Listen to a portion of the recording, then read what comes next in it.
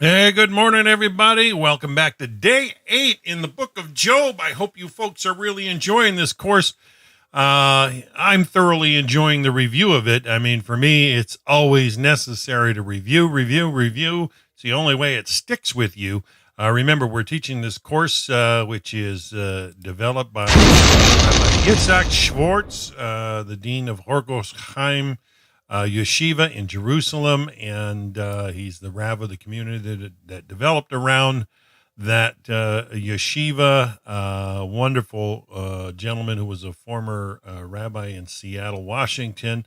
It's just a pleasure to be able to share such beautiful Torah Tanakh material. And as usual, I'm going to start off by reviewing, just so nobody feels left out. So let's just, yesterday, if you remember, we left it off with Job and his wife correcting him. We're in part 13, chapter 2, which of verses 9 and 10 of chapter 2. Verse 9, then his wife said to him, do you still retain your integrity? Curse God and die.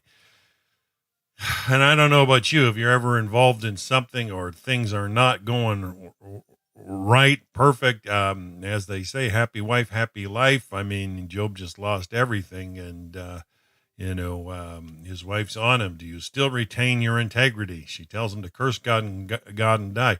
But Job said to her, you speak as the foolish women speak. What? Shall we receive good at the hand of God, and shall we not receive evil? In all this, Job did not sin with his lips. And this is critical to understand. So the commentary, Job's wife is certainly no source of comfort. She suggests that Job offer a blessing to God as he did when first informed of the tragedies that fell upon him. Her reasoning goes something like this. The first time Job blesses God to demonstrate his unwavering faith, God's response is less than beholding. Instead of relieving Job from his suffering, he raises it to an even higher magnitude. Talk about stress level. Whereas the first installment of anguish was focused on the loss of his children and possessions, now his own body has to endure horrific pain and disease. An additional blessing might shift the target from body to soul. At this point, death seems to be a desirable alternative to the present state of affairs. Mrs. Job is obviously ridiculing her husband for blessing God the first time. Job's angry response is harsh, but under the circumstances, understandable. He accuses her of speaking like a lowly character, like one who lacks decency and good sense. How can one expect to receive only the good from God and not the bad? The Malbim finds this to be a revealing statement. The Hebrew text reads something like this: shall we receive also the good at the hand of God, and shall we not receive evil? By stating that we need to accept also the good, i.e., besides the evil, Job is suggesting that the good is secondary to the evil. This exposes a paradigm shift in Job's thinking. Until now, Job was the most blessed man on the face of the earth. He enjoyed incredible wealth, fame, and pleasure. He was uninitiated in the areas of pain and suffering, and the new reality forced him to rethink his attitude towards life. As often big circumstances, situations do. Is life the cherished gift from Hashem that he always thought it to be, or a compulsory state of being regardless of personal benefit? The Talmud records a similar philosophical dispute between the students of Hillel and Shammai. It took them 2 years of deliberation before they came to a conclusion. I wish we could see what that debate conclusion was, but it's not listed, but at least there's a thread of connectivity for a student that wants to pursue something on that thought. Job did not verbalize these doubts. We can only deduce from his words what was in his heart. Our sages of blessed memory describe it in the following way.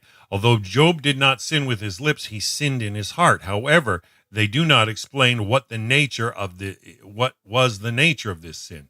The Malbim explains that Job firmly believed that God was the source of all life. All that exists emanates from God's being, i.e., without God there is no existence.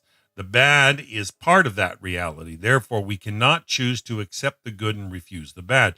For most people, and Job has just joined that majority, life is filled with stress, disease, poverty, and countless other forms of physical and emotional discomfort. Times of goodness and plenty are few and far between for most of humanity. I don't know if any of you can relate to that, but sometimes life seems that way. It's just seems like one trial after another.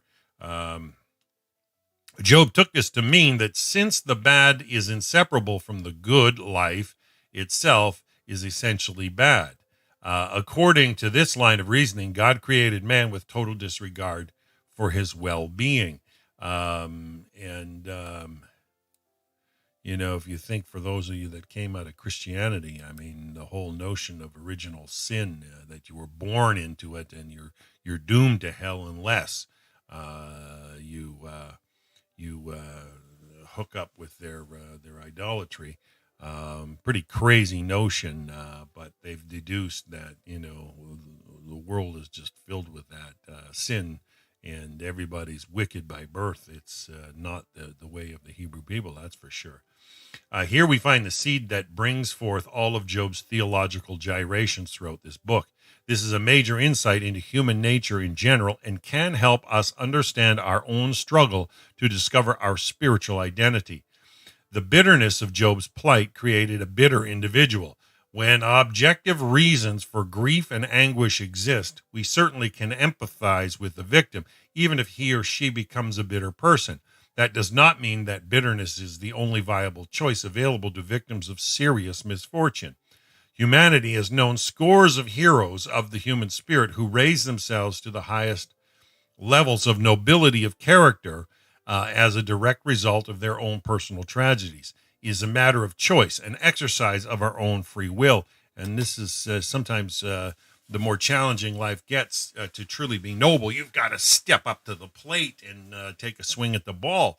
You can't just, shy back and say, well, it's too difficult, I'm not going to take part in that. You've got to, be brave, be bold. I love the way Rabbi Goldberg always says that to me. Be bold, be courageous, quoting Joshua.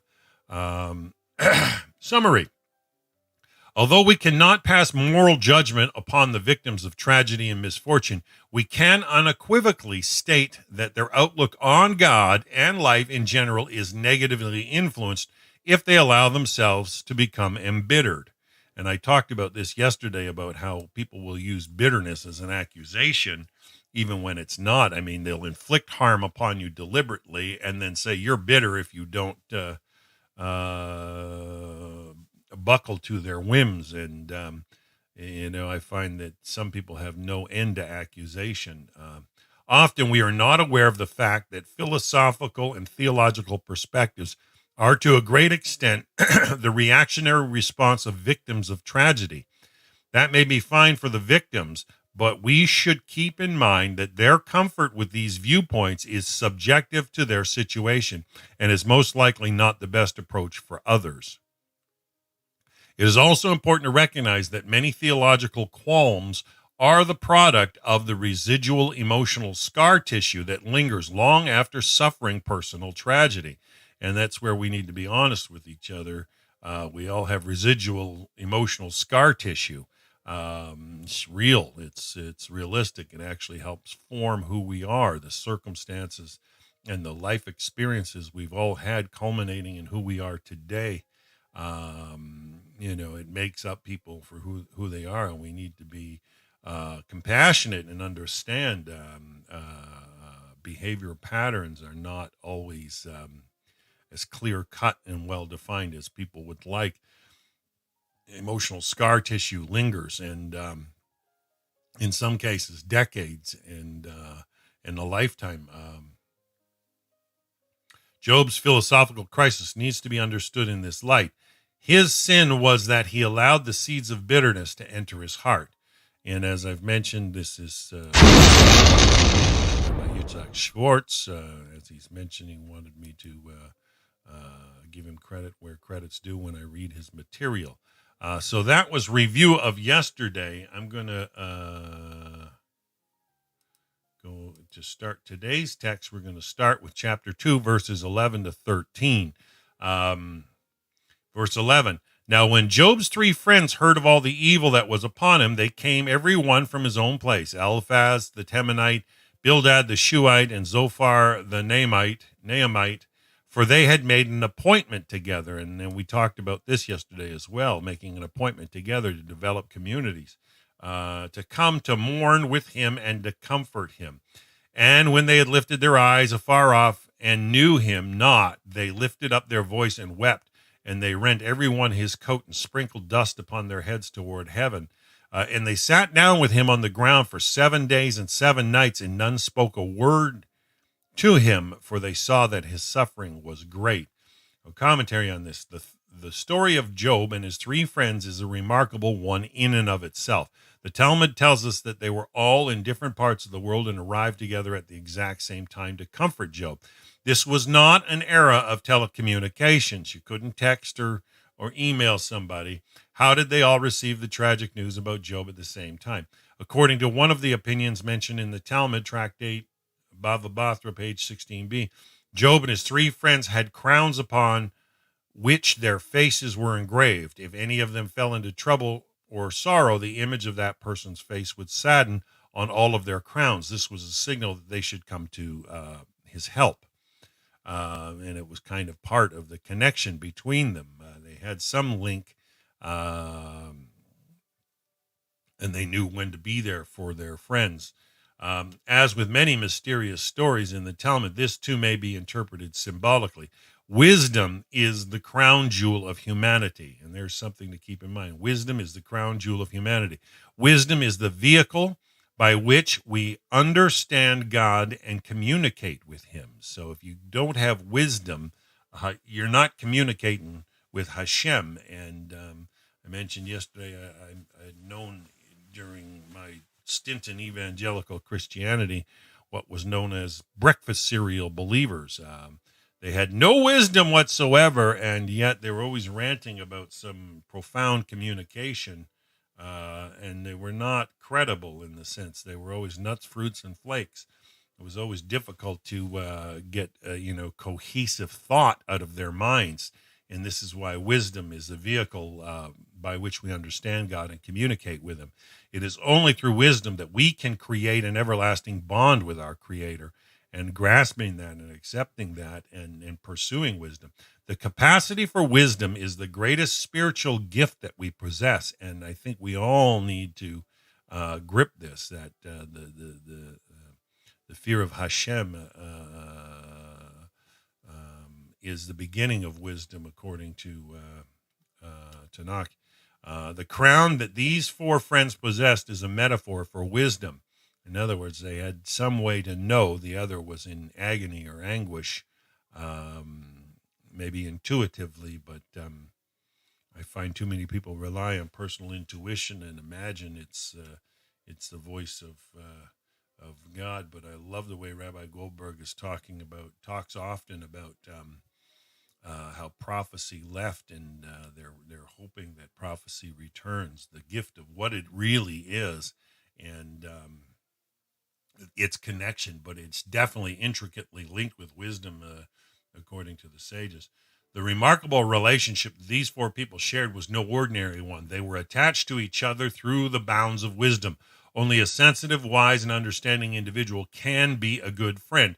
Their friendship was totally void of ulterior and selfish motives. This type of bond can transcend the physical limitations of time and space, so they were able to converge simultaneous to help their troubled friend.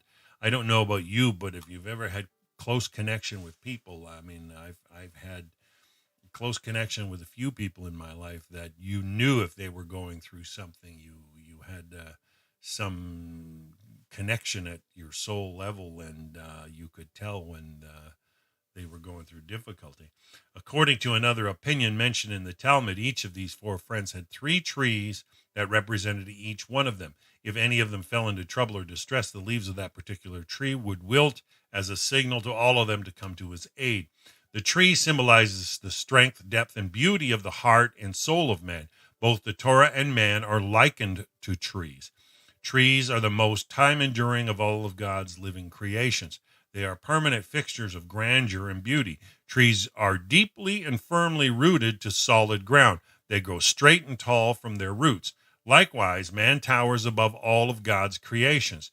He has the capacity to attain exquisite levels of character refinement and spiritual grandeur. He is the zenith of God's creation. It is our task to become towering pillars of divine beauty in deed and thought. With every act of moral and ethical perfection, we grow taller and implant our roots deeper into the absolute reality of God. Success in this endeavor is to transcend the temporal and cling to the eternal. And there's a very, very big statement there in the end. With every act of moral and ethical perfection, we grow taller and implant our roots deeper into the absolute reality of God. The absolute reality of God, that Hashem owns it all. And, in the end, Hashem's the only thing with true permanent existence. Success in this endeavor is to transcend the temporal and cling to the eternal. The relationship between Job and his friends may also be likened to a tree. The depth and strength of their friendship enabled them to immediately feel his pain and distress despite their geographic separation. In reference to this, the Talmud makes the following comment: or friends like the ones that Job had, or death. Rashi explains this in the following way: if a person does not have the quality friendship that Job shared with his friends, he or she would be better off dead than alive. We all go through difficulties in life. Often they can be intense, threatening, or even devastating. The help and support of others is crucial at these times. Friendships enrich and strengthen our wisdom and character. So, carefully choose who you socialize with. The beauty of the human experience manifests itself best within the framework of human relationships. Genesis 2:18 says it all with simple eloquence. And God said it is not good for man to be alone.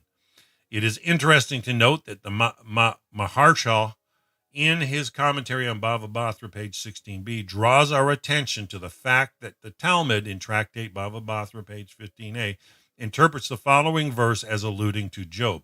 The verse deals with the spies that were sent to check out the land of Israel prior to the entry of the Jewish people. One of the many ways that Moses gave them to check the quality of the land included the following out of Numbers 13:20. Is the land fat or thin? Does it have a tree or not? Be strong and take from the fruits of the land, and these were the days of the ripening of the grapes. The obvious difficulty in understanding this is the instruction to determine if the land has a tree. Clearly, there was at least one tree in the land. Therefore, the Talmud interprets this as a metaphor for Job, like a tree. Job lived a very long life, and the merit of his righteousness protected the inhabitants of the land, like a tree gives shade from a hostile sun. If he was still alive, the Jewish people might not have such an easy time conquering the land. And it's just the way a person's righteousness affects their region. And, if we're going to develop communities, you got to step up and function 100% according to the Sheva Mitzvot. I mean, you've got to be clear in what you stand for, and your righteousness will impact your community, even if you're not as physically active as you think. I don't know what many people imagine. I mean, I've heard of people give the suggestions of even starting groups in libraries, just a table, and you advertise it in a local cheap paper or something that there's a Noahide group, and, be there regularly, be there on time or early, and, share something beautiful. I mean, I always encourage anybody, if you haven't got a copy, you can, share what Brit Shalom is, because that book by Rabbi Shirky, nice, thin, easy to digest book on practical applications for Noahites. I mean, you can try and share something like the Divine Code, but that is meaty. And if you're meeting people in your region for the first time, you don't want to get into confusing topics or discussions that might become argumentative. And I'll guarantee you, if you try to step out in your community, you will be tested, you will be tried. It's just the way and order of Hashem. Are you ready to graduate to that next level? In understanding the process allows one to step forward boldly and courageously. It's like if you're expecting, you're not blindsided as often because you're understanding that you're going to be tried and tested just for standing on truth. Let's keep reading. Like a tree, Job lived a very long life. Okay, we read that. Therefore, Moses instructed the spies to find out if this old righteous man was still alive when he was asking about, is there a tree in the land? The trees of Job's friends is a metaphor for the beauty and strength that only friendship can provide.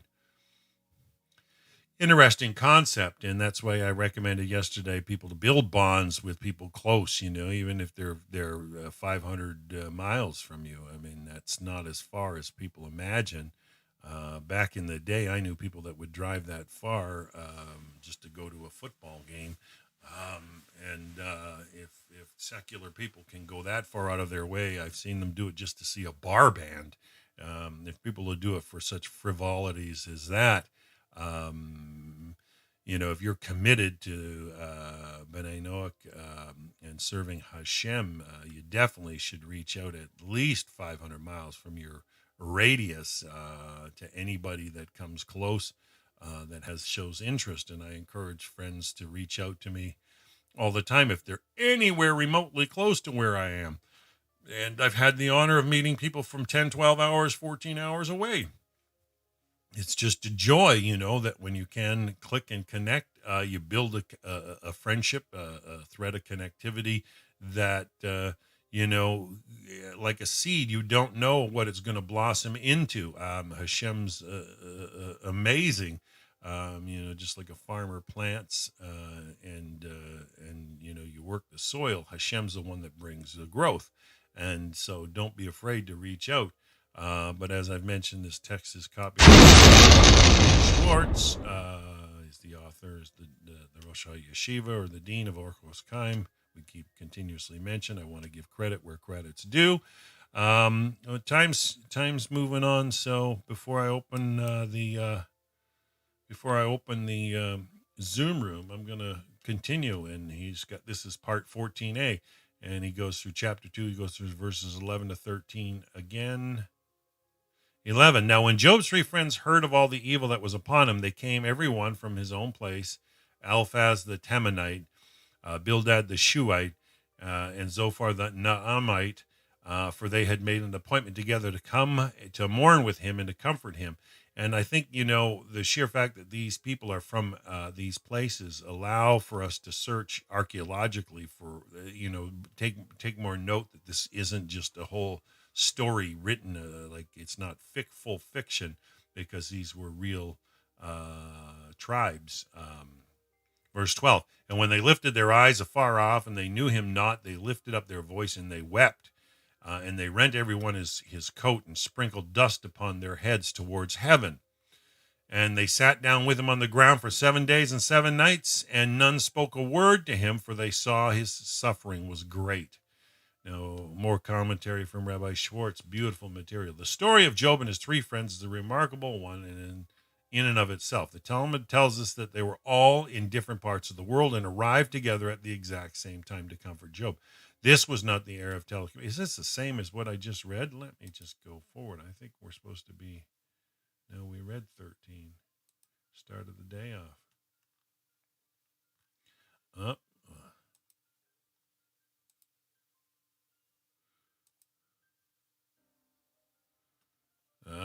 14b starts with chapter 3. I'm sorry I don't have this up in the bold letters. But let's open up the Zoom room and see if we've got anybody wanting to join us. So start this meeting. So, Shalom, John Riggs. How are you in North Carolina? And thanks again for your support. I do appreciate it so. It really keeps wind in my sails and brings inspiration. All right, the Zoom room is open, and let me get my tools and turn my virtual cam on so you can see me.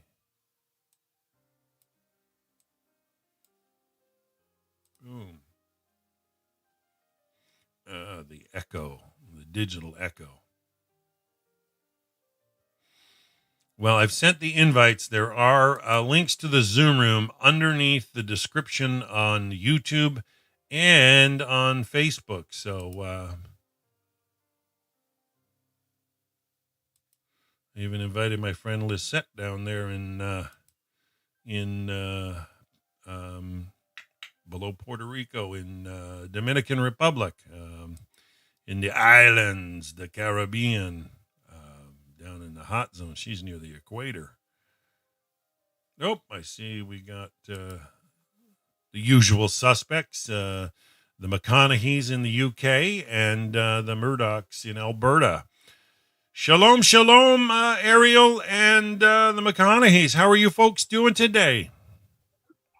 We're doing awesome, Dan. How are you? Starting to heat up. They're saying BC's in a heat bubble right now, and it's supposed to go north of 40 in the next couple of days. We've been in the mid 30s. Yesterday was warm, and it's going to be definitely mid to higher 30s today. My wife comes home from work, and she got to go right to the beach. We actually ate our dinner at a picnic table at the beach yesterday, so it's always cool to go down there and just sit out there on the beach and relax, except the seagulls want to see what you're eating as well.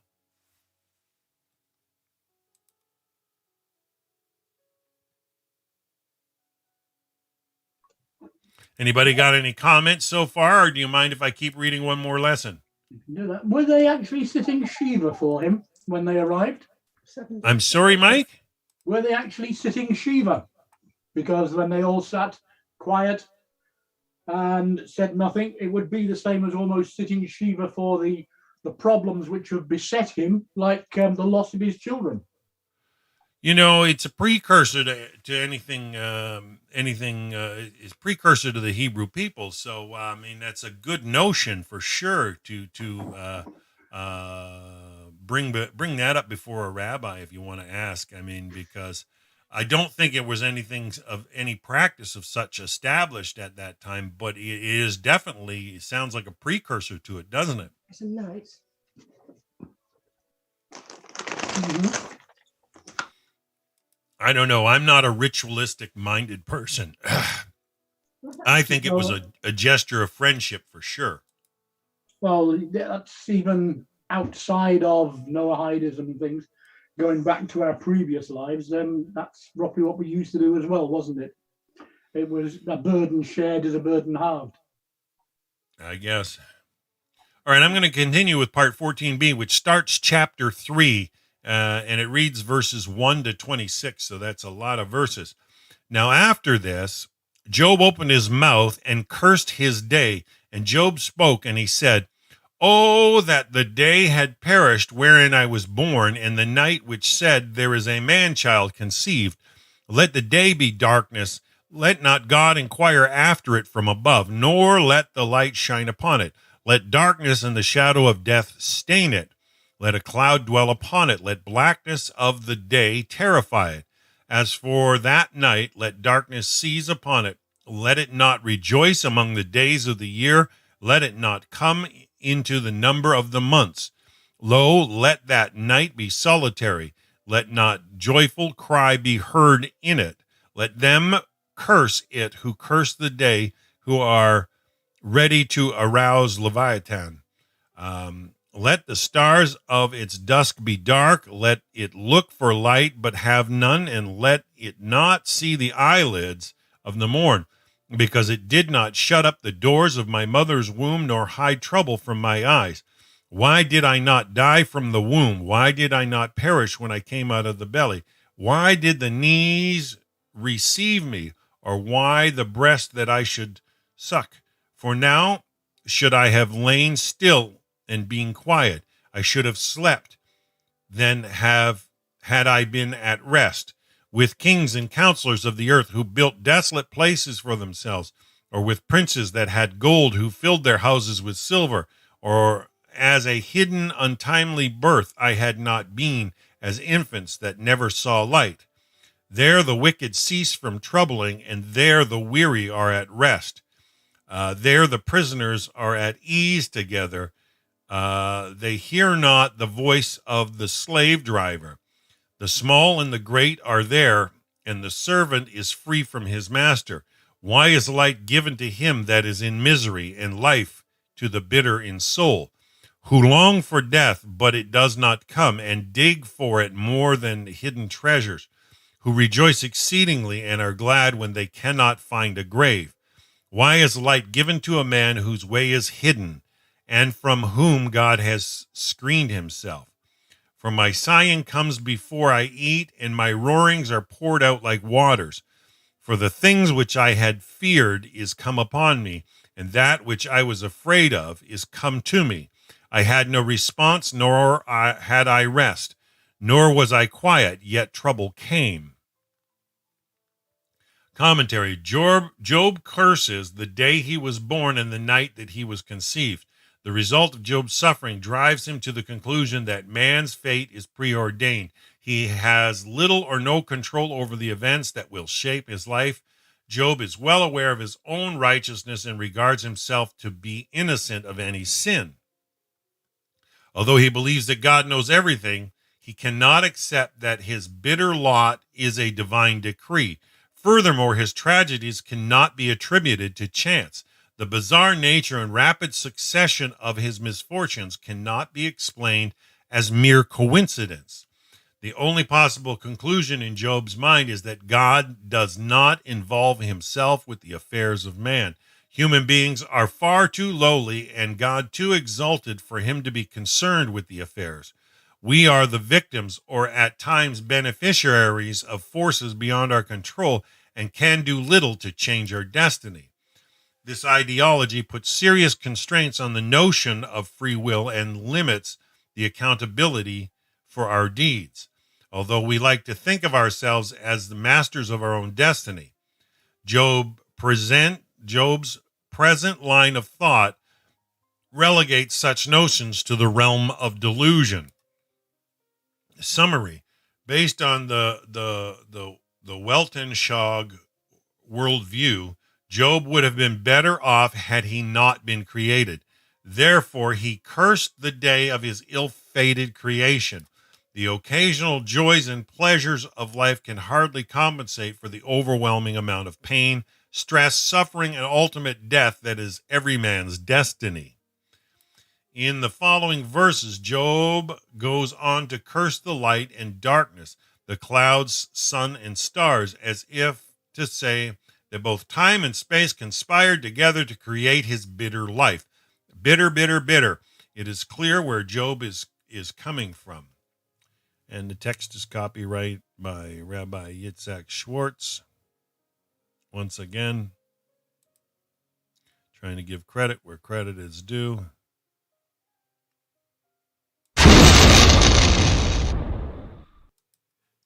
The dean of Orkos Chaim Yeshiva in Jerusalem. And anybody got any comments? Yeah, so Dan, this is so interesting. One of the people I was talking about the book of Job with, this part of the book stuck out to this person I was speaking to, in that, so I don't know, I guess this is Job being pushed to his limits.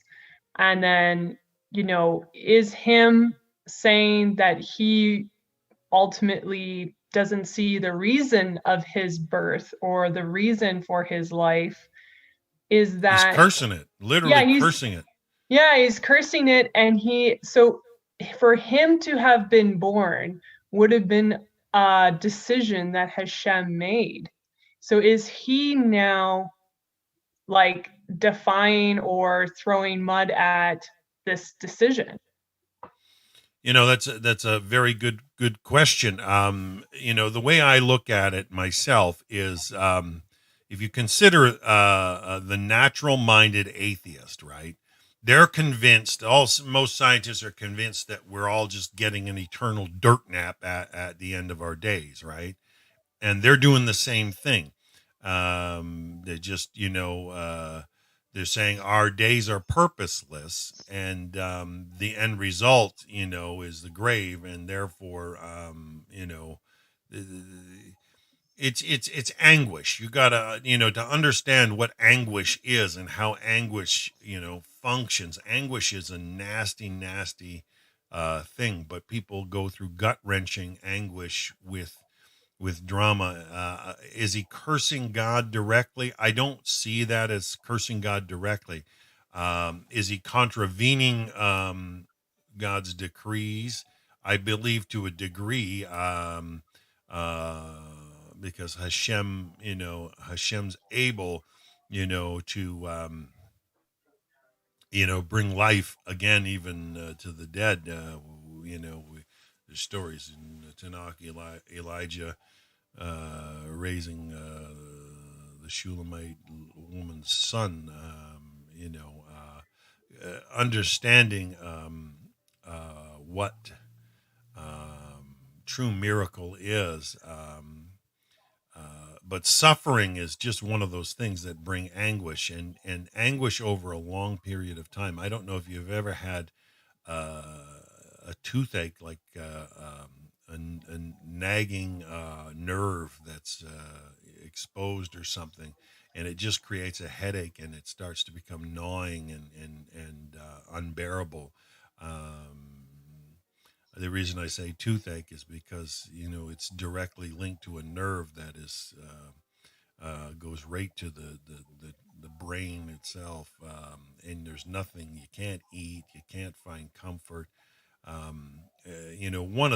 One of the worst scenarios I've ever had when I was young.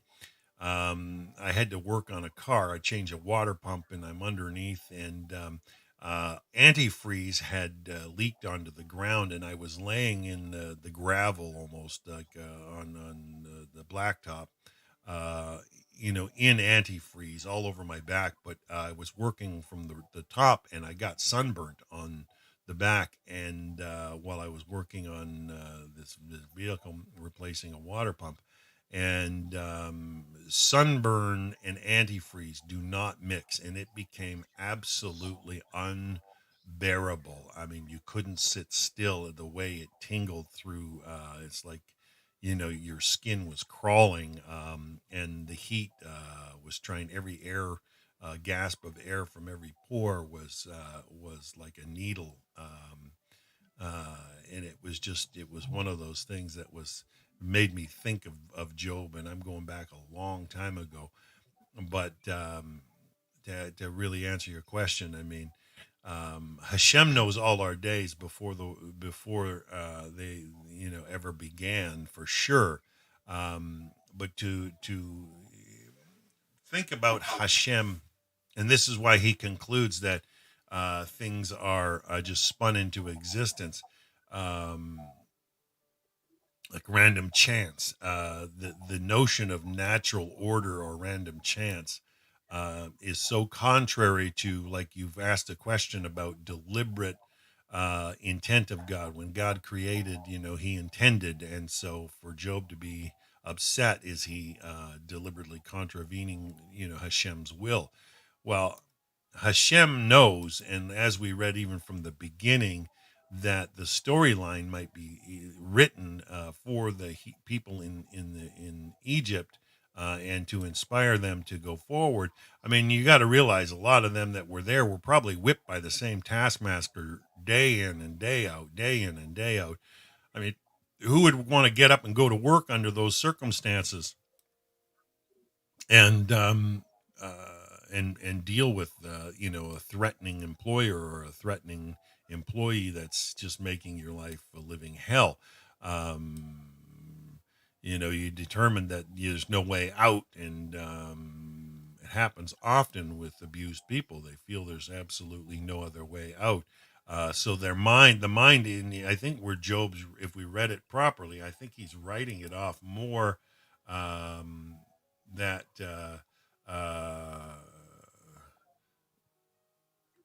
Hashem, spins things into motion, and then forgets about, and lets the perpetual motion continue to carry it along. if you consider, like the Big Bang, the scientists believe that it just, and it's that motion and heat and temperature and then interaction, chemical reaction that continues certain processes of development, and gravity pulls and collides and explosions, creating more. The notion that it started and let go, is more. It seems to be Job's position. The way that the commentary is teaching it is that he's thinking that we're too lowly, like ants on a hill. I mean, Hashem doesn't involve himself that directly, but he spun it all into existence and creation. Well, that's pretty interesting, because within the same book, you have Hashem speaking to the Satan, and they are speaking specifically about him. So that's a very interesting, like different way of thinking, all within the same book, Oh yeah, and well, it's the human dilemma. I mean, the whole human dilemma. I mean, when it comes to asking questions, and this is why I love the way it starts off, and the rabbis teach about Rosh Hashanah and the importance that God is that involved, that every human being passes before the heavenly court on Rosh Hashanah, and he determines where they're going to be for the following year and what they're going to endure, and he gives them malachim, the parameters to enable or inflict for the next year. And you don't want your name brought up anytime between Rosh Hashanahs, because it's usually because you're creating a problem or you're doing something you ought not.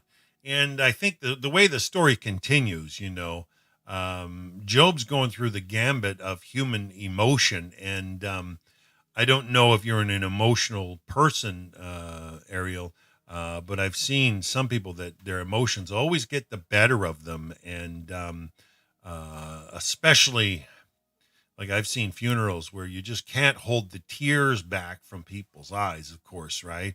And it would be, uncompassionate to even consider trying to do so. But I've seen people try to get, pastors to raise their kids from the dead because they're so in such grief. And, then they're ridiculing the person for not really being a man of God because they're not raising their child from the dead. And the anguish of the human soul. One comment that's been brought out in the last few commentaries is about the heroism or the nobility that the human soul can rise to such great heights, but there's also such low depths of depravity that humanity can fall to. And this is what I love best about the Sheva Mitzvot, is that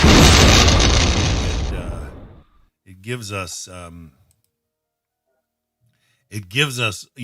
baseline ground marker. I mean, and without a compass, I find a compass in this world. You can't navigate without knowing directions, right? Without knowing north, south, east, west. I mean, you could never get anywhere without a compass. But when you're dealing with morality, it's almost like, it spins on a whim, and you don't have direction. But the Sheva Mitzvot give us direction. We're not to worship idols. We're not to curse God. We're to establish courts of justice. We're not to commit murder or sexual immorality. We're not to steal, and we're not to eat the limb of a living animal. And I love the way the rabbis have been bringing out to us. We can take that number 7, not to eat the limb of a living animal. We can extend that into not being cruel with nature. But anguish, causes people to fall to sink to such levels. And emotions are always seem to play a part. People don't realize emotions always seem to play a part in a lot of sin, in the sense that emotions are usually like a mousetrap trigger to get the better of us. most sane people avoid drama, drama, drama. Don't get entangled in drama. And I've known many people over the years that you can't say hello to them without hearing a sob story, and the sob story is almost like a quagmire of quicksand that you get stuck in, and they try to entangle you into their drama, into their life, and see if they can benefit one way or another by involving other people. And some people just know no other lifestyle. And Job it does say expressly he was a righteous and holy man, testified by Hashem. And to see the agony of the infliction, as we read a few chapters ago, how he mentioned there were two types of sores, and one he had to use potsherds, like that's broken clay, because it was sharp, and he had to scrape. That was a cure for that type of boil. And the other, he had to sink himself into the sand and the ashes and cover it up to dry it out. And there's certain, whereas what the commentary had said, what healed the one above in the upper body was harmful to the one below, and vice versa. And then to have your wife on your back and say, "I'll just curse God and die." It's like, what purpose do you have? You lose your family, you lose your children, you lose all your livelihood, you lose everything, and then your wife starts jumping down your back and accusing you of being less than who you really are. I mean, what's the purpose? The anguish of Job was real, and I think we should be able to empathize or become more compassionate people when we deal with. Yeah, for sure. And I guess, like, for me, when I'm listening to the commentary and we're having this discussion here regarding, what is being written about Job's experience, like, it almost makes me, because I mean, like, I haven't gone through excruciating pain for bouts and bouts of time, but, like, I mean, for me, I've always been searching existentially, like, what is the purpose of consciousness, which can be scrutinized, which can be painful in itself if you don't have a clear path or clear direction, and there's such falsehood everywhere, right? So, like, for me, just hearing this, like, commentary, it makes me feel like maybe, like, maybe he didn't have a clear idea of what purpose of life was. And so he's not that he has, like, immense emotion, but that he is logically trying to piece it together in his head. Like, why is this happening? During anguish, yeah. Yeah, why is this happening to me? I don't understand what's going on. And that's more of a logical function. Obviously he has a lot of emotion in the moment when he's going through this, but that's also kind of like he's trying to piece it together too in his head. So maybe, it says righteous Gentile. So maybe it's pointing to, like, he knew of Hashem, but maybe he didn't know fully, like, I don't know. I'm just surmising here, right?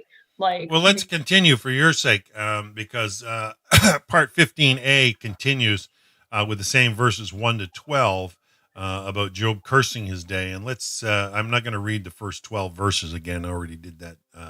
Unless you guys really want me to. I see we're joined in the Zoom room by Khalil Abu Hamid. Nice to meet you, Khalil. I'm not familiar with who you are. I hope shalom, and glad to have you with us. And if you got any questions or comments, we'll try our best. But I'm going to continue with this part 15a, and hopefully, Ariel, it gives you some. After Job curses time and space and other elements of the environment that join forces to create his tragic fate. So see, he's not cursing God. He turns to the people who are directly responsible for his creation, his parents, okay? Job is struggling to come to terms with his bitter lot. He cannot accept personal responsibility because he is righteous in his own eyes. He cannot blame God because God is righteous. So he turns to the forces of creation, to those forces that are external to him, but are nevertheless an integral part of his life. His parents symbolize the forces that are responsible for his creation and continue to force his existence. In them, he finds the source for all of his pain and anguish. He condemns them and blames them for his pitiful situation. And there's nothing more dishonoring to parents. If you notice that honoring parents is part of the Ten Commandments to the Hebrew people, but it's not mentioned in the Sheva Mitzvot. I think that people that blame their parents is a state of falling, a fallen state of humanity. It's not fulfilling potential. When one's honoring their parents, the Hebrew people have a profound understanding of that. This type of mindset is very familiar. Nigger! Please switch off. Thank you. I'm sorry, what? You were deeply into the lesson and you missed that Khalil Abu Hamed as an anti-fascist and was coming up with swastikas, etc. Highly anti-Semitic. That's why we were trying to get your attention. Thanks, Mike. I appreciate you looking out. And this is the reason why it's so hard. I need to get an assistant, a steady assistant to work the monitor the YouTube chat room. I mean, I don't know about you, Johnny Riggs. I mean, I'd be glad to make you a moderator if you want. My friend Veronica Port from Seattle was doing it. I had made her a moderator in the No Hide World Center chat room, but I need somebody who's going to be there regularly. And I've been accused of doing far too many broadcasts. And, the way I look at it is, keep sharing. But let me continue. I think this is answering some of Ariel's question. This type of mindset, one that would blame parents, is very familiar to anyone who has experienced helping others with personal difficulties. Quite often, we find that the problems are only 10% due to external factors and 90% due to the mental attitude of the sufferer. It is highly unproductive to try and help these people by focusing on the 10% of the external factors. The most essential task is to help the person face reality. The source and therefore the remedy to his problems are within themselves, within himself. And I think we'll be coming around to more along this line. But I think, to hear that Job curses time and space and other elements and starts to blame his parents, cursing the day he was born. In other words, why am I here? You're right. A lot of people may never get the answer to why they got to go through what they have to go through. But I have come to understand that the degree of the trial is relevant to the degree of potential graced by Hashem. So if somebody understands that the trial and anguish is deep, that just means there's potential for you to graduate into. The potential of who you are, the uniqueness of who you are that Hashem has designed you for. And the hardest point is we want so much out of life often. And so many people, especially here in the West, they feel they're owed. They feel they're owed. We've used that phrase or heard that phrase to death, that entitlement mentality. And everybody thinks they got a new invention on the way things are done. Yet Solomon, the wisest of all, said there's nothing new under the sun. But reality, as life keeps going forward and new modes of delivery continue to come out, but not a difference of a function, I think. And I fully believe that, humanity is on the verge of a great awakening in understanding that will take them to another level. But Hashem will not allow it to happen if it's just going to be exploited. And this is why I like the Sheva Mitzvot, because there's clear order from Hashem on how to function. And, you're not going to put a loaded gun into a child's hand, right? It's the wrong thing to do. A loaded gun in a child's hand is going to cause harm. I remember when I was 7 years old, 8, 7, I'm hanging out with my friends, and we were raiding a barn, and my one friend found a revolver, and he was only 8 years old, and bullets and everything. And it's like, you don't want to play with this sort of stuff. But when you're a boy and you're out and you want to start firing the thing and have, it's such a dangerous potential. You don't want to put a loaded firearm in a child's hand. It's just not a wise thing to do. And sadly, what a lot of people that are reeling through anguish, they're like a child in a lot of sense. Hashem cannot put the answer plain before them. There's that old joke about a person drowning, and they're waiting for God to save them, and a boat comes by and tries to help them, and they say, no, God's going to save me. And then another one, and then they drown. And they get before the throne, and I was waiting for you to save me. And God says, well, I sent you 3 boats, and you didn't reach out.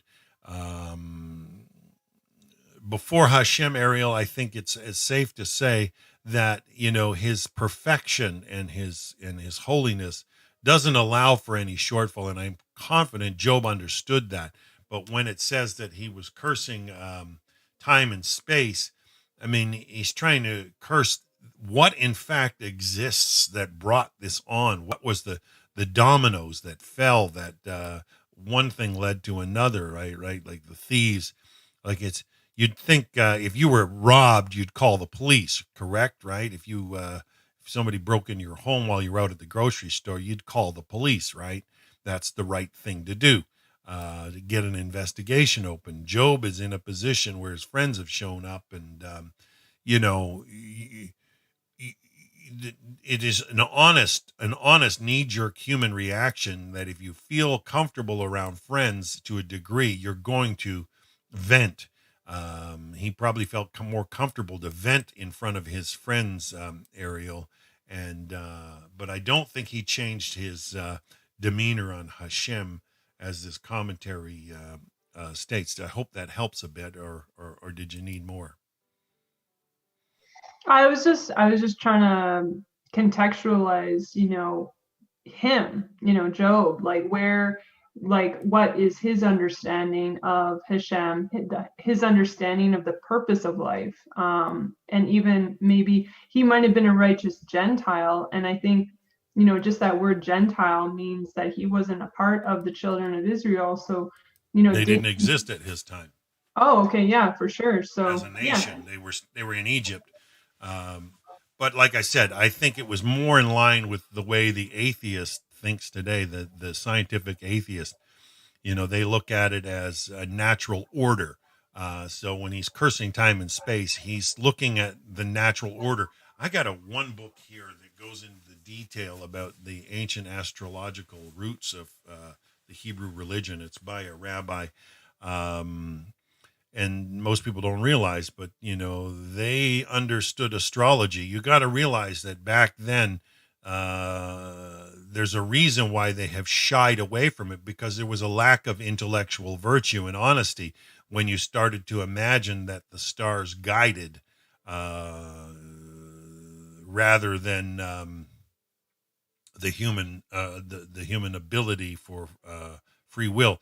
And the more I understand free will from the rabbis, the more it comes down to potential and responsibility before Hashem. Whereas the mindset that thinks the cosmos rule it was different. I mean, they had the astrological stars, and if you've ever had any exposure to astrology, they think the signs of the times with which you were born all indicate, direction and purpose for your life, and that's your destiny, and you had to fulfill it. And there was a whole pseudo-scientific makeup. But the reality was the stars did exist in this rotational order. And I don't think a lot of rabbis today are clear they don't want anything to do with stargazing. But from a cosmological point, or a geographical positioning in the heavens, these in fact exist. But there's order, and if it wasn't for the true mapping of such over millennia, human understanding of time wouldn't have come to understanding. The ancient Egyptians believed that the sun god rose every day and conquered the night, the god of darkness, and that's why the sun rose. I mean, they had a very, very different view of the world. And during this point in time of Job, I mean, they fully understood time and space. The celestial motions had been mapped for millennia, and the Hebrew people have roots, but they worked their way. Hashem led them out of that train of thinking for certain. And gave them order from a heavenly perspective, and grasping the depth of what that is and how it logically clicks and connects. Sometimes it's beyond, especially when you're dealing with Hashem's will and a human purpose. I mean, you know how many more people live and die without ever achieving their potential than do. And you've got to look at Job as a somebody who suffered so horribly that it inspired the Hebrew people to go forward regardless of the problems they were facing in Egypt. And sometimes that's what it takes to know we're not alone. As somebody who's lost use of, say, their hand, can find amazing somebody born with no limbs, and human anguish is can drag a person down if you let it, right? But I think what this stage is starting, I think it goes on a little bit longer, that we see that the anguish of Job starts to claw him downward. For him to for his wife just to even question him on the matter, it's almost like a divorce in his mind, right? He called her a foolish, like a foolish woman, and retorted. He loved her, no doubt, and was committed to her and the family, and he's almost aghast that she would suggest that he curse God and die for holding on to his integrity, saying he did nothing wrong to merit this. But and this is the whole question of the book. Why do bad things happen to good people? And as we read from the get-go, even the greatest of sages, from Moses to Solomon, couldn't pinpoint the exactness of why bad things happen to good people, but the answers we're getting from Rabbi Schwartz so far, show us that divine decree, and Hashem knows things we don't. He's privy to information that we're not, and he knows all. And if that's the adjustment we need to shift. But as the commentary is saying, Job's now in a different world. He's in a different arena. He's gone from being the wealthiest man to a nobody crawling in the dirt. And such a change, a sudden change is enough to snap my mind, right? And Job's definitely anguish is causing him to go through a degree of mental fragility, and we need to see and truly become compassionate if we see somebody who's really, like, if we see. I worked downtown Hamilton, Ontario, for a lot of years when I was a night supervisor at a drug and alcohol rehab center years and years ago when I was a young man. But I did all I can to help, but it got so bad I couldn't even go downtown, because if I walked in the downtown core of Hamilton, I would be mooched to death. I would get people clinging and want to hang with me, and my commitment was to godliness, and some people will soak up compassion, but we need to always stay compassionate to understand the frailty of the human mind and the anguish that some people are going through, that they might just be on the verge of snapping. And who was it I heard yesterday?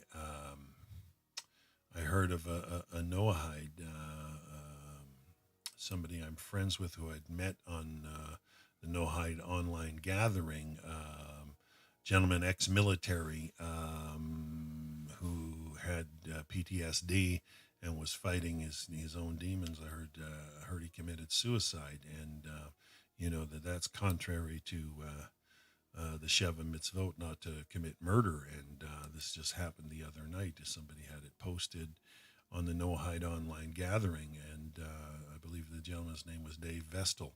I'd met him and talked with him once. I think he was down in Kentucky, if my memory serves me correct.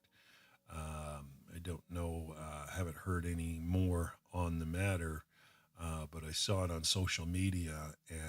His mom had put a post up that he took his own life, and he just couldn't overcome the alcoholism. But the human mind is frail, and it has limits, and we need to be sensitive to the sheer fact that humanity has limits, and some things can push them over the edge. And it sounds like Job's on the verge. I mean, he's lost, 7,000 sheep and 3,000 camels or whatever it was, and donkeys and all this stuff. It's just, and then his kids, and now he's afflicted. There is human limitations, and I don't know if you've ever known a human mind snap. It's just not a good place to be in. I seem to have lost my connection. Nope, it looks like the Zoom meeting's gone away. I hope you folks are enjoying this. And Bookmouse says, maybe it's a lesson not to hang out with the wrong crowd. Pharaoh and Mitzrayim were very evil. Johnny Riggs says, Baruch Dayan Ha'amet, and that's what they say when they hear somebody has passed on. And I'm sure Johnny Riggs will know who I'm talking about. Dave Vestal. I don't know if it's in fact the actual case, but I saw it yesterday. I believe it was on Facebook.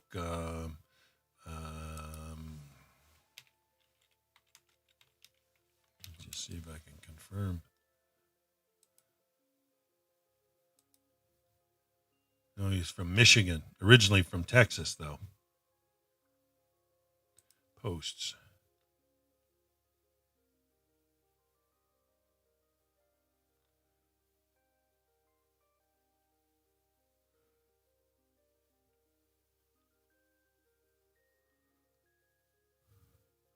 I see he put a post up apologizing for Facebooking while being drunk.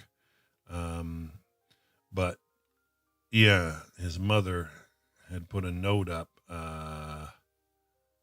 gave up his fight with alcohol and took his life at 10:30 Eastern the other day. That was put up, and a lot of people were sad. But then a few people asked if this was true. I can't believe it.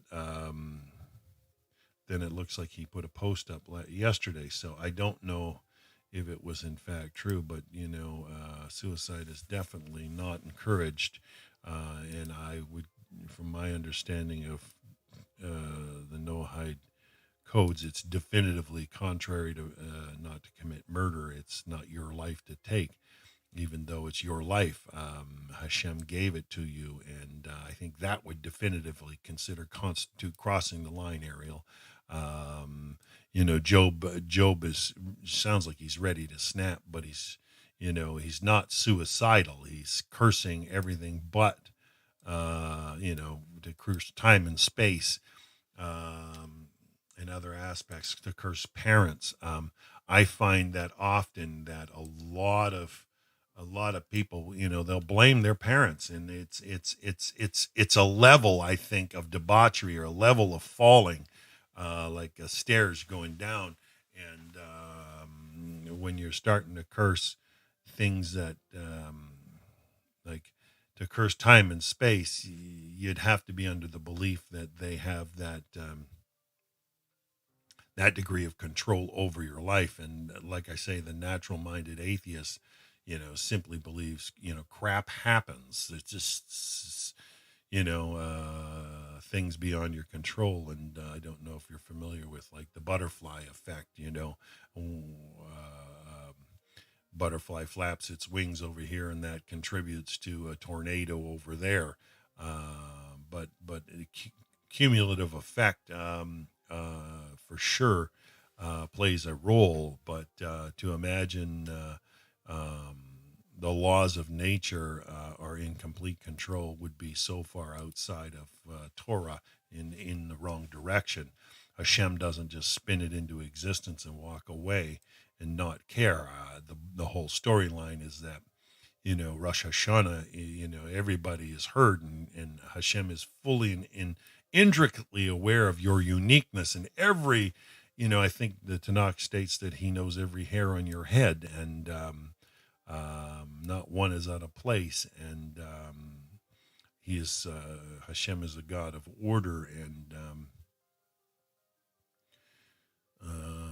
there is a reason that the fifth commandment is on the first tablet, Engineer Beauty says. And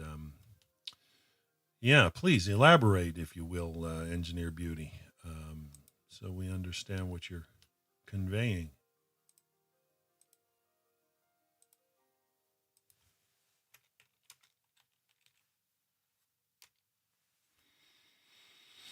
Yeah, honor your parents, your mother and father.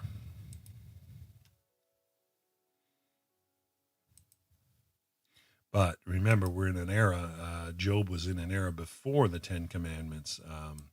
But, we've shown so far that he was considered to be wise in the ways of Hashem, like Yitro.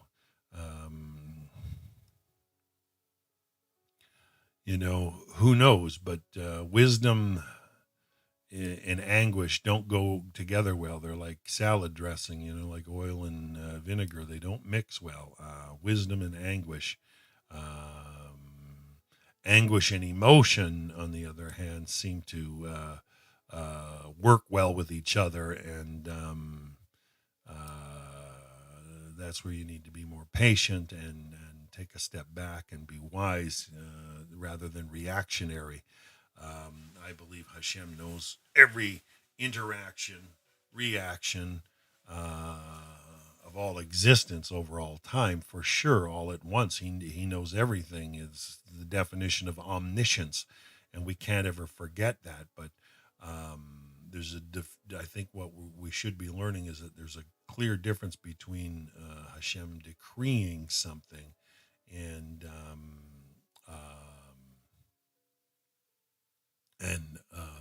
something naturally being a result of what we may in fact done. But Job is holding to his integrity, and the fingers get pointed elsewhere. He's pointing at the stars. He's pointing at time and space. He's pointing at the parents. In other words, he's saying, I haven't done anything to merit this. And in some cases, that's the first thing a lot of people that suffer injustice do. They start to, it's like a cell. cell that it shuts itself off from its environment. It doesn't want to be. It doesn't want any more input from the environment. It shuts itself out, and it starts blaming the outside environment for being the cause of the problem. And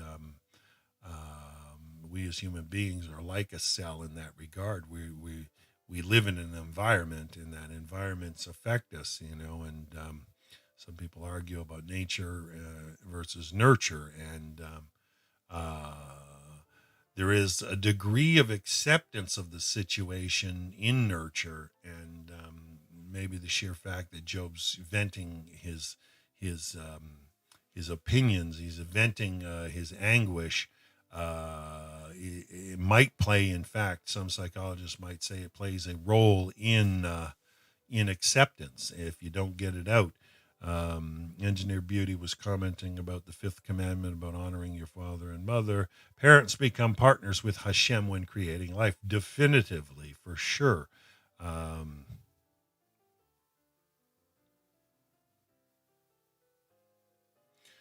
Johnny Riggs says, the Torah teaches that marriage consists of husband, wife, and Hashem. With God in the marriage, there is peace. For sure. Without Hashem, is there any peace without Hashem?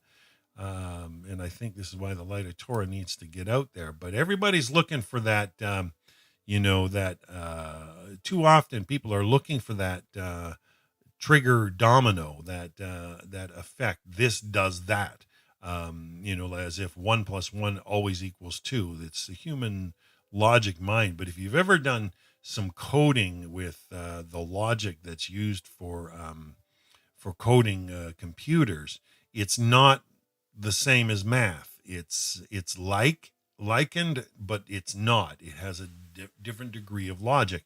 And we must understand Hashem's ways are higher than our ways, and we think differently. But I think too many humans are looking for that trigger, cause and effect trigger, and we want to see and understand, and they think that that's what understanding is. Whereas if we listen to the last few lessons, wisdom, we should be pursuing wisdom, understanding what wisdom is, and deciphering and pursuing wisdom. It is what draws us closer to God and allows us to perceive and understand. And if you're not pursuing wisdom, are you really pursuing Hashem? If you're pursuing the answer to a cause, odds are you look long enough, you're going to find an answer, and you may not like it. Some people ask often, how come my prayers are never answered? Well, the answer could be no, you just don't want to hear it. And realistically, we need to accept things rather than, I've met so many younger B'nai Noah come and they ask a question of a rabbi, and if they're not happy with the answer, they'll go ask another rabbi, and that's a no-no. You're offending the rabbi you asked. Like, if you're asking him for an answer, you're supposed to take it and accept it, whether to the left or the right, and that's the way you walk in it. And you're not being wise by asking another, because you're actually questioning the answer you got. And there's a difference between knowing there's more there in the thread of connectivity and looking for, an unfurling elaboration is different than actually contravening. Trust me, some of these rabbis know when you're questioning them. They get they know you're not asking an honest question. You're not going to have that degree of bond of friendship developing, and that's not where you want to be. You want to be able to have guidance in the time of crisis from a learned scholar, a Torah scholar, and you're not going to get that if you're questioning the answers they give you. And doesn't mean you have to like every answer, but you do have to accept it as being a rabbinical answer to your question. In this case, Job can't come to terms with the fact that he did anything to merit the situation he's in, Ariel, and I think that's the clearest point of the scenario so far. So I hope that's helping you. So that was part 15, 15a, and we will continue. Tomorrow's going to go with verses 13 to 16, part 15b. Hopefully you folks will continue to join. I hope you guys are enjoying this. I think this is a good looking class, and yeah, I hope you guys enjoy it. And thanks again for all the support and the encouragement that's been coming in. It gives me the inspiration to keep going, and hopefully find more and try to get better quality Noahide broadcasting down the road. I mean, I know that there's a bit of a thirst and a hunger out there for it, and there's no obligation for these rabbis to actually share such treasures with us, and it's an honor when they're willing to. But we have to do something with it, and that means impact the world that you're in your community where you're at, and be bold, be courageous, and you'll see Hashem will honor that. But you are going to go through trials, and it's nice to see how Noahides of the past have dealt with it, and nobody's gone through more than Job. As we see for tomorrow, we're going to deal with verses 13 to 16. And he mentions people are divided into many different socio-economic positions. There are kings and noblemen, men of power, strength, wealth, and influence. At the bottom of the ladder are the helpless infants that die as they are born into this world. The comparison of the stillborn to the mighty kings and power players of society is a distressing thought. We cannot avoid feelings of pity, compassion, and frustration over the condition of the unfortunate, the weak, and the oppressed. The fundamental inequity of these conditions vexes our conscience. However, these injustices trouble only the living. The dead and those who never came into existence have no concern over this painful reality. Life itself creates the environment for social inequity. The living, not the dead, are the truly unfortunate, for they have to suffer the gnawing pain of these injustices. It is life that we can blame for pain, misfortune of all types. Job condemns life itself as the source of all that is bad. So Ariel, you see, he's condemning life. He's condemning and the things in existence more than questioning Hashem. Okay, and we'll see that again tomorrow, and I'll go through that when we start the class tomorrow. So. Johnny says, superb presentation and comments. Thanks, everyone. I hadn't had a chance to follow the comments in the YouTube chat as much as I'd like, and I haven't even checked Facebook broadcasts in a while, and they're usually a lot less commenting on Facebook, but we are up on a few channels there, so it's nice to be trying to reach out and shine. But once again, the Rabbi Yitzhak Schwartz of the Dean of Orchos Chaim Yeshiva in Jerusalem, and it's an honor to share such beautiful, beautiful material. And as with anything sharp, Ariel, it does raise questions, and a good teacher like Rabbi Schwartz, is going to provoke thoughts that bring more questions to mind, and those are always things you can take before Hashem in prayer and study. And I think you and Nathan are bright people, and got a great opportunity for growth and fulfillment as B'nai Noach. And I pray for your success, and that your life be full. So on that note, folks, I'm going to sign out for today, and I hope you've enjoyed it. So please join us Monday. We're not going to be on tomorrow's Friday. We'll be back Monday with day 9 of the book of Job, where we'll be covering chapter 3, verses 13 to 16 and onwards. So have a Shabbat Shalom to everybody this weekend, and for those of you in Rabbi Goldberg's class, there is no Genesis class this weekend, but I will still, from my understanding, be maybe going live with Rabbi Kaufman and Rabbi Aaron David Poston with Beyond the Seven, which is nuggets of wisdom as he teaches the 48 ways to wisdom. And there's just some beauty in that course. So I encourage everybody to come and check us out for that after Shabbat in Israel, after the sun sets on Saturday, Hashem willing. So till then, folks, have a wonderful